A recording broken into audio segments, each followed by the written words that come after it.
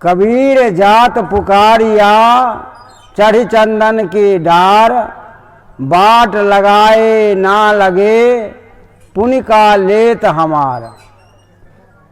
सदगुरु कबीर साहब जा रहे हैं, गमन कर रहे हैं।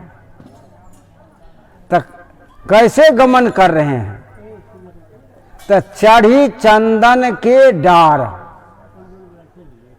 अर्थात चंदन का पेड़ होगा और उसके डाल पर बैठे होंगे,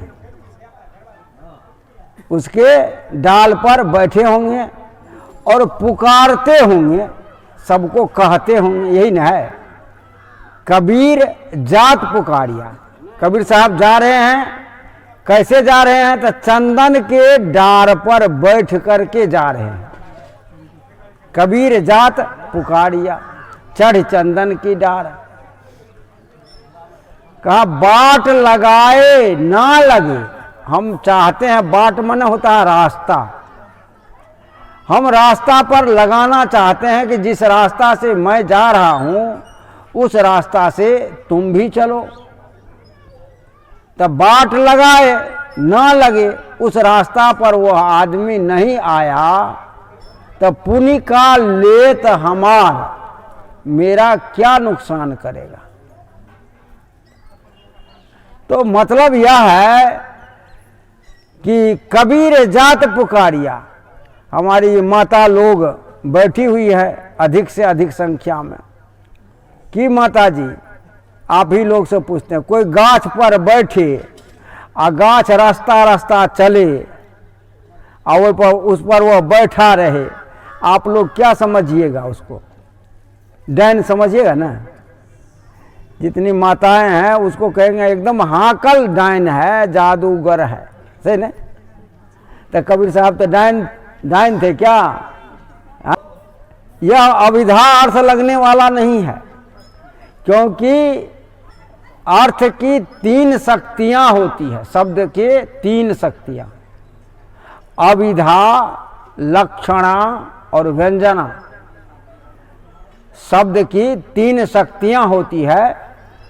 ग्रेजुएशन किए होंगे वो पढ़े होंगे, या एमए किए हैं वो पढ़े होंगे। तो शब्द की 3 शक्तियां होती है। तो अविधा, लक्षणा और व्यंजना। तो अविधा अर्थ यहां नहीं लगेगा, क्योंकि कबीर जात पुकारिया, कबीर साहब जा रहे हैं और पुकारते हुए जा रहे हैं। स्थिति क्या है? तो चढ़ चंदन की डार। तो मतलब जा रहा है, इसका मतलब गाछ उस चल रहा है तभी तो जा रहे हैं। ये तो नहीं है कि गाछ पर से उतरे या फिर चढ़े या फिर उतारे फिर करे, से तो नहीं कह रहा चंदन के डार पर हम बैठे हुए हैं गाछ पर, आओ हम पुकारते हुए जा रहे हैं। तो तात्पर्य क्या है? अविधा अर्थ नहीं लगेगा, तब लक्षणा अर्थ लगाएंगे, व्यंजना अर्थ लगाएंगे। लक्षणा क्या है? कि चंदन है।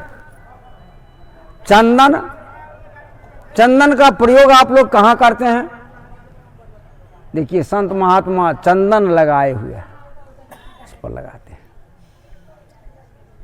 मस्तक पर चंदन को हम लगाते हैं। तो चंदन को हम सर पर लगाते हैं। चंदन शीतल होता है। चंदन क्या होता है? शीतल होता है। चंदन में सर्प लपेटे रहते हैं। क्या रहते हैं? सर्प लपेटे रहते हैं। तो चंदन सर्प लपेटिया, चंदन के पेड़ में सर्प लपेटे रहते हैं। सर्प में क्या है? अंग अंग में विष है। अमृत कहना समाये, उसमें चंदन वाला अमृत नहीं समाता है, सुगंध नहीं समाता है। लेकिन चंदन विष व्यापे नहीं, जगह आया है एक साखी में, चंदन विष व्यापे नहीं, लिपटत रहे भुजंग। और उस भुजंग में, भुजंग जो है विषधर, उसमें विष की गर्मी बहुत होती है। तो ग्रीष्म ऋतु में उसकी गर्मी अधिक होने से वह सहन नहीं कर सकता है, तो वह क्या करता है, चंदन के पेड़ में जाकर के, चंदन शीतल होता है तो उसमें लिपट जाता है ताकि उसको ठंडापन महसूस, चंदन की लकड़ी ठंड होती है। लेकिन चंदन में विष नहीं व्यापता। क्या है? जहर चंदन में नहीं व्यापता। तो कह रहे हैं क्या कि मैं चंदन के डार पर बैठा हूं, अर्थात चंदन के पेड़ पर बैठे हैं। समाज को क्या कहना चाहते हैं कि ये संसार रूपी जो भुजंग है, संसार रूपी भुजंग, भुजंग माने सर्प, जो सब डसने का ही काम करता है। क्या करता है? डसने का ही काम करता है, लेकिन उसका विष चंदन में नहीं व्यापता है। अर्थात आप जो हैं, अभी जो डुमरा गांव में आप समस्त संत भक्त आए हैं, वह उस चंदन के तरह हो जाएं, जो समाज के जो कुसंग प्रवृत्ति के लोग हैं उसका प्रभाव आपके ऊपर ना पड़े। ये हुआ लक्षणार्थ, चढ़ चंदन के डार। यही बाट लगाना चाहते। बाट लगाने मतलब, बाट मतलब रास्ता। जिस रास्ता से सदगुरु कबीर साहब जा रहे हैं, अपना गमन किया है। सदगुरु कबीर साहब इस संसार में आए, लेकिन इस संसार से चले भी गए तो कैसे गए, गमन क्या? तो वह चंदन के डार पर बैठ करके, चंदन के गाछ पर बैठ करके गए। तो संदेश देना चाहते हैं अपने भक्तों को, सारा संसार को, क्योंकि कबीर साहब के लिए तो सारा संसार ही उसका जीव है। सबके उद्धार करने के लिए सदगुरु कबीर साहब इस धराधाम पर आए थे। तो वो सबके लिए कहते हैं कि जैसे मैं आया और यहां से मैं चला गया, तो कैसे गया? तो चंदन के डार पर बैठ करके गया, अर्थात मेरे ऊपर इस कुसंग का कोई प्रभाव नहीं पड़ा। तो तुम मेरे भक्त हो। आप लोग हाथ उठाइए तो कबीर साहब के भक्त कितने हैं? करीब करीब सब है कबीर साहब के भक्त। देखिए, दोनों हाथ उठाए हैं। तो आज संकल्प लीजिए कि कबीर साहब जिस रास्ता से चले वही रास्ता पर हम लोग भी चलेंगे। बोलिए सदगुरु कबीर साहब की जय। मतलब कबीर साहब ने चंदन के डार पर, चंदन के पेड़ पर बैठ करके गए। वो कहते हैं कि ऐ मेरे भक्तों, ऐ मेरे साधु, ऐ मेरे संत, ऐ मेरे अवधो, मैं जो रास्ता से जा रहा हूं, गमन कर रहा हूं, उसी रास्ता पर तुम आओ। ये संसार जो है, संसार में अनंत भुजंग है, अनंत भुजंग, जो तुमको डसेगा। लेकिन डसेगा तो तुम्हारे ऊपर उसका विष कब नहीं लगेगा? जब तुम चंदन हो जाओगे। अर्थात तुम अपने जीवन को चंदन की तरह बना लो कि हजारों हजार सर्प तुम्हारे अंदर, तुम्हारे ऊपर लपटा रहेगा, फिर भी तुम्हें जहर नहीं लगेगा। अर्थात कितनों कुसंग के लोग रहेंगे, फिर भी तुम्हारे ऊपर नहीं प्रभाव पड़ेगा, है ना? कबीर साहब कहते हैं, कबीर तेरी झोपड़ी, कबीर तेरी झोपड़ी, गलकटियों के पास, जो करेगा सो भरेगा, तू क्यों फिरे उदास। कबीर तेरी झोपड़ी कैसे कहाँ है, तो गलकटियों के पास। गलकटिया मतलब वो जबे करके जो मांस बेचने वाले होते हैं ना, उसको गलकटा कहते हैं। कसाई अहे कसाई छुरी हाथा, कैसो आवे काटो माथा, के वाणी में है। तो वो जो गलकटे है अर्थात कसाई वृत्ति वाले लोग, कसाई कोई जाति संबंध से नहीं, वृत्ति वाले लोग। वैसे तो कबीर साहब ऐसे भी कहे हैं कि बकरा कटाते हैं तो उसको कहे हैं आधी साखी ही में कहता, पूरा नहीं। जो तोहरा को ब्राह्मण कहिए तो काको कहिए कसाई, किसको कहे। इसलिए कसाई मतलब कोई जाति विशेष नहीं, जो उस तरह के कर्म करते हैं, जो जीव वधे है ना, जीव वधता है और उसके उसी तरह का उपदेश देता है, उसी तरह का ज्ञान देता है, तो वह तो कसाई कर्म हो गया ना। तो कबीर साहब कह रहे हैं कि कबीर जात पुकारिया चढ़ी चंदन की डार, मैं चंदन की डार पर बैठ करके जा रहा हूं। अर्थात अपने जीवन को चंदन की तरह, चंदन को लोग मस्तक पर लगाता है, अर्थात समाज के लोग आपको गाली ना दे, आपको अपमानित ना करे, आपको चंदन के तरह लगावे। अब बताइए कि सास को पुतोह कब चंदन के तरह माथा पर लगाएगी। यहाँ बहुत से सासों बैठी हुई है और कुछ कुछ पुतोह भी है। बोलो, सास को पुतोह कब चंदन के तरह माथे में लगाएगी। अरे तुम चंदन बनोगी तब न लगाएगी। पिता को पुत्र कब चंदन बना करके लगाएंगे, जब आप चंदन हो जाइएगा तब पुत्र आपको चंदन की तरह लगाएंगे। तो मतलब आप निर्मल हो जाइए, आप पवित्र हो जाइए। आप चंदन जैसे सुगंध देता है, सुगंध दे रहा है, आप सुगंध ही फैलाइए, अच्छा ही कर्म कीजिए ना। इस धरती पर आए हैं तो इस चादर में दाग क्यों लगा रहे हैं। कबीर साहब कहते हैं कि सो चादर सुर नर मुनि ओढ़े, जो यह चादर हम ओढ़े हैं वही चादर आप भी ओढ़े हैं और वही चादर कबीर साहब भी ओढ़े थे।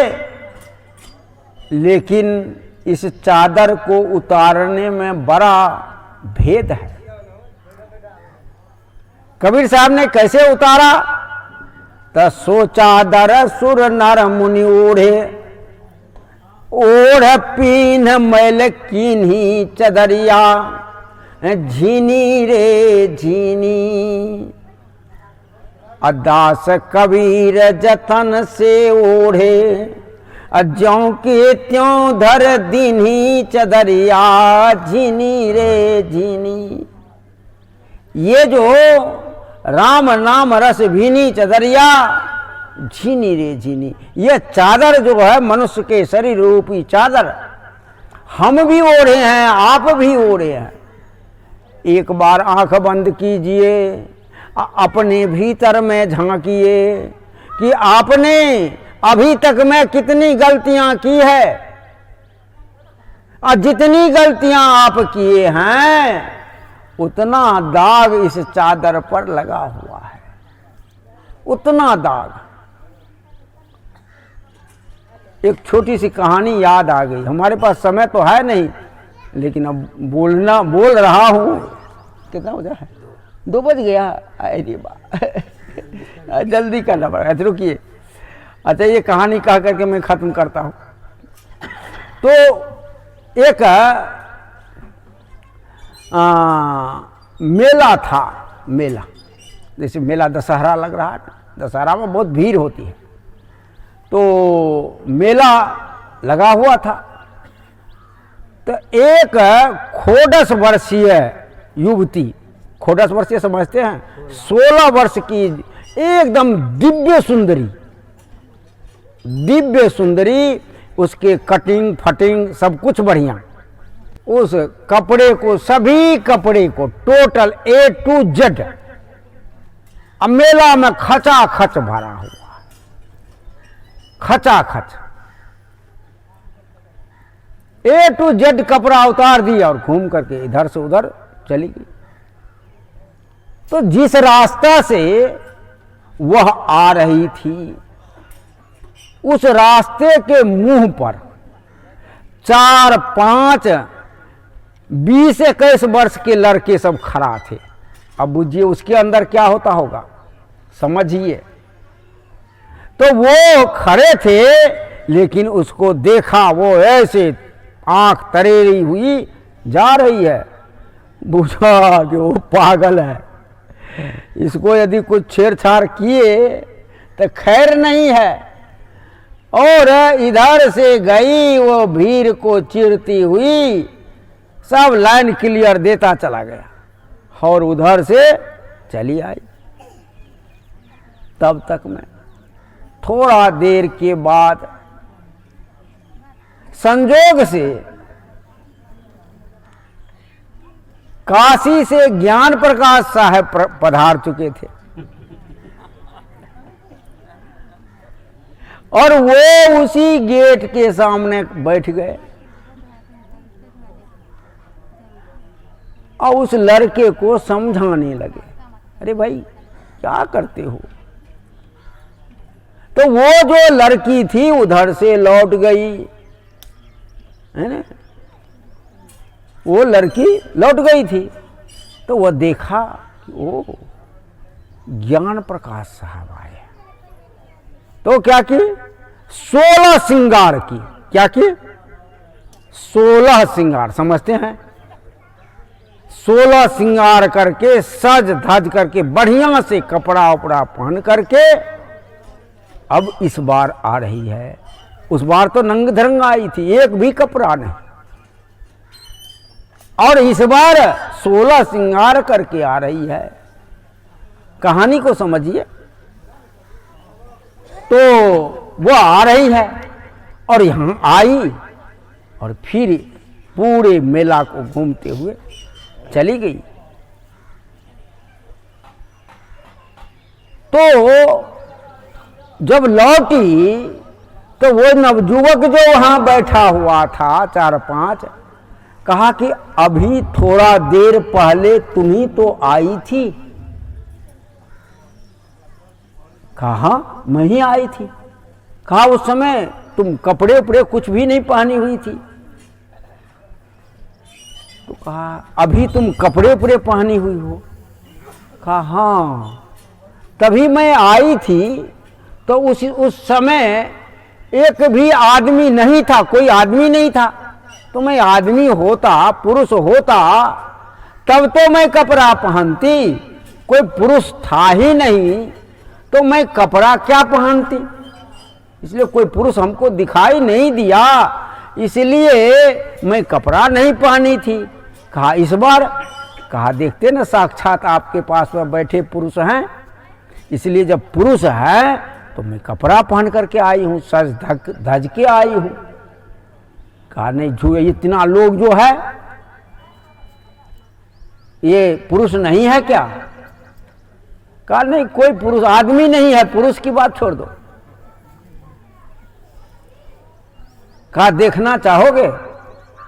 कहा देखो, आओ मेरे पीछे बगल में आओ। वो जो कपड़ा पहनी हुई थी, कहा इस कपड़ा के छेद से झांको तो, ऐसे हाथ की, और वो कपड़ा जो था उसके आंचल उसके छेद से देख रहा है। तो देख रहा है कोई बिच्छू है, कोई गोजर है, कोई चील है, कोई कौवा है, कोई गीदड़ है, कोई सुक्कर है, कोई कुक्कर है। आदमी एक भी का देखो है कि, कहा हाँ एक ठो आदमी है। मतलब बहुत बड़ा है, समझिएगा। जब आपके अंदर वैराग्य होगा, त्याग होगा, विषय का त्याग होगा, तभी तो आप पुरुष होंगे। आपका स्वभाव बिच्छू की तरह है, मक्खी की तरह है, कीट की तरह है, सांप की तरह है। आप आदमी हुए कहां? कबीर साहब ने कहा, मानुष होय के ना मुआ, मुआ सो डांगर ढोर, एको जीव ठौर नहीं लागा, भया सो हाथी घोर। मनुष्य होकर के कोई मरा ही नहीं, मनुष्य होकर के जन्मा तो सही, लेकिन मनुष्य होकर के मरा नहीं। माने चादर में आपने दाग लगा दिया। अरे आना था चंदन के डार पर बैठ करके, और आप बबूर बन्नी हो के गाछ लगा करके चल रहे हो, तो कांटा ही ना लोग को करेगा। आप झूठ बोलते हो, चोरी करते हो, लूटते हो, खसोटते हो, सारा गलत काम करते हो। ये काम जो आप कर रहे हो वह दूसरे जोनी में भी आप करते थे। यह मनुष्य के शरीर का महत्व क्या समझा?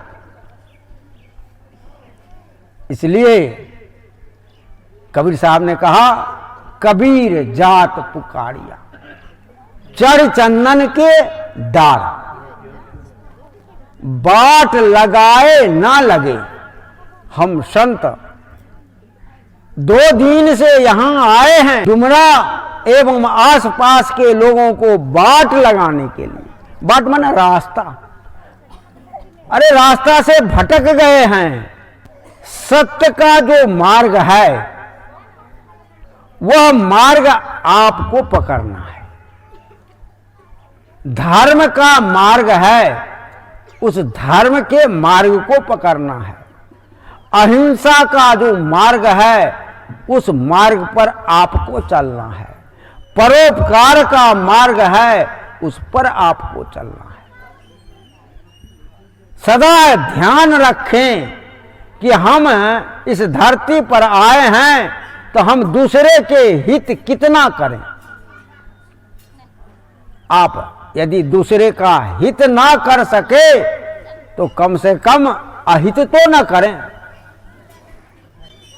रोज सुबह उठिए और सदगुरु कबीर साहब से प्रार्थना कीजिए कि हे सदगुरु, मेरे अंदर वह सद्बुद्धि दें कि आज मेरे द्वारा किसी भी व्यक्ति को, किसी भी प्राणी को, किसी भी जीव को मन से, वचन से और कर्म से कष्ट ना पहुंचे।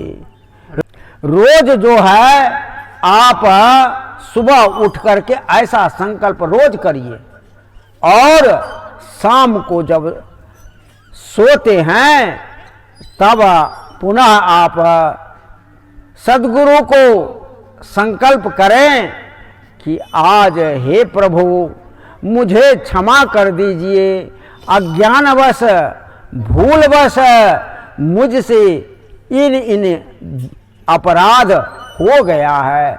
आप यदि किसी के संबंध में बुरा सोचे हैं, बुरा बोले हैं, बुरी दृष्टि से देखे हैं, तो उसको स्मरण करके सद्गुरु को प्रार्थना कीजिए और उनसे विनती करिए कि हमारा यह पाप हे प्रभु इस बार माफ कर दो, और आगे हमें ऐसा भूल न हो। हे प्रभु, मैं तो आपका ही बच्चा हूँ।